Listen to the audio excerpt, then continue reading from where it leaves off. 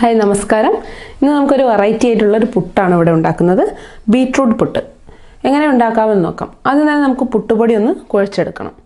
അതിന് ഉപ്പുവെള്ളം കുടഞ്ഞ് നന്നായി പൊടി നമുക്ക് കുഴച്ചെടുക്കാം.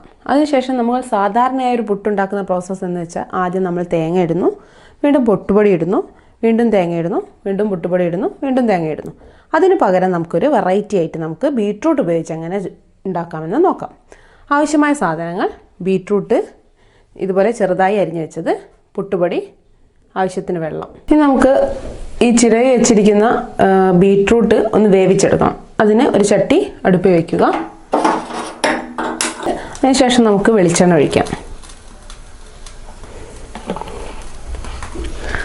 വെളിച്ചെണ്ണ ഒഴിച്ച ശേഷം നമ്മളിവിടെ ചിരവി വെച്ചിരിക്കുന്ന ബീട്രൂട്ടിനകത്ത് അല്പം ഉപ്പിട്ട് നന്നായി കുഴച്ച് വെച്ചിരിക്കുന്നതാണ്. ഇത് നമുക്ക് ഈ വെളിച്ചെണ്ണയിലേക്ക് ഇടാം.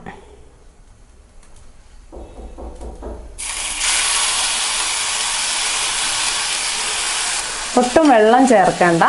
ഇത് നമുക്ക് നന്നായി ഒന്ന് ഇളക്കിയ ശേഷം അടച്ചു വെച്ച് വേവിക്കാം. ബീട്രൂട്ട് വേവുന്നതിനായി നമ്മൾ തീ സിമ്മിലാക്കി വെച്ചിട്ടുണ്ട്. ബീട്രൂട്ട് വെന്ത് പാകമാകുമ്പോഴേക്കും നമുക്ക് എന്ത് ചെയ്യാം? പുട്ടുപൊടി കുഴച്ചെടുക്കാം.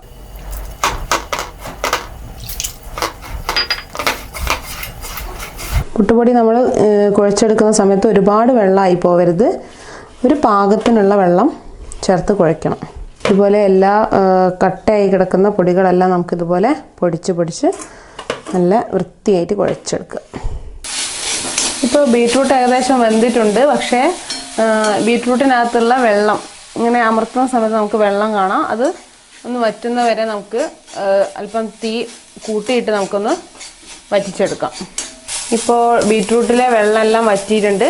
ഇനി അതിനകത്തേക്ക് നമുക്ക് അല്പം കുരുമുളക് പൊടി ചേർക്കാം. വളരെ കുറച്ച് മാത്രമേ ചേർത്തിട്ടുള്ളൂ. ഒന്ന് ചൂടായ ശേഷം നമുക്കിത് ഓഫ് ചെയ്യാം. ഇനി നമുക്ക് പുട്ടുപൊടി എങ്ങനെ നിറയ്ക്കാമെന്ന് നോക്കാം. ആദ്യം തന്നെ നമ്മൾ ഉണ്ടാക്കി വെച്ചിരിക്കുന്ന ബീട്രൂട്ട് ഇതിനകത്തേക്ക് ഇടുക. നമ്മൾ തേങ്ങ ഇടുന്നത് പോലെ തന്നെ അല്പം നന്നായി ഇടുക. ആദ്യം തന്നെ നമ്മൾ ബീട്രൂട്ട് ഇട്ടു. ഇനി അതിനകത്തേക്ക് നമുക്ക് കുഴച്ച് വെച്ചിരിക്കുന്ന പൊടി ഇടാം.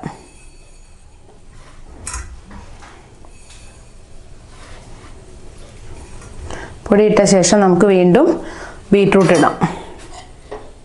ഇനി വീണ്ടും നമുക്ക് പുട്ടുപൊടി നിറയ്ക്കാം.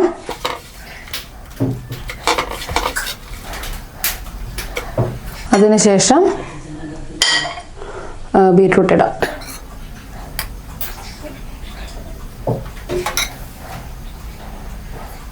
ഇനി നമുക്കിത് ആവി കൊള്ളിച്ച് വേവിച്ചെടുക്കാം.